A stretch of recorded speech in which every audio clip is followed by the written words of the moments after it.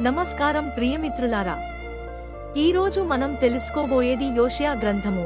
ఇది పాత నిబంధనలో చాలా ముఖ్యమైన పుస్తకం. మోషే మరణం తరువాత దేవుడు యోషియాను ఇశ్రాయేలు ప్రజలకు నాయకునిగా నియమించాడు. ఆయనకు ఒక గొప్ప బాధ్యత ఇచ్చాడు: ప్రజలను కానాను దేశం అంటే వాగ్దాన భూమిలోకి తీసుకువెళ్లడం. దేవుడు యోషియాకు చెప్పాడు, ధైర్యంగా ఉండు, భయపడకు, నేను మోషేతో ఉన్నట్లు నీతోనూ ఉంటాను.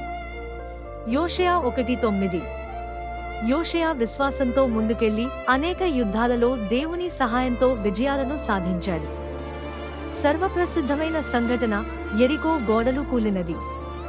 ఇశ్రాయేలీలు 7 రోజుల పాటు దేవుని ఆజ్ఞ ప్రకారం నగరాన్ని చుట్టి పూరకన్లు ఊదినప్పుడు గోడలు అద్భుతంగా పడిపోయాయి. దీనివల్ల ప్రజలు దేవుని శక్తిని చూశారు. యోషియా ప్రజలకు దేవుని వాగ్దాన భూమిని పంచిపెట్టాడు. ప్రతి గోత్రానికి వారి వాటాను ఇచ్చాడు. చివరగా యోషియా తన చివరి సందేశంలో ఇలా అన్నాడు: మీరు ఎవరిని సేవించాలనుకుంటారో ఈ రోజే నిర్ణయించుకోండి, కానీ నేను, నా ఇంటివారు యెహోవాను సేవింతుము. యోషియా 24:15. దేవుడు చెప్పిన మాటలపై నమ్మకం ఉంచినప్పుడు ఎంత పెద్ద అడ్డంకి అయినా కూలిపోతుంది. విజయం మన బలంలో కాదు, దేవుని విశ్వాసంలోనే ఉంది.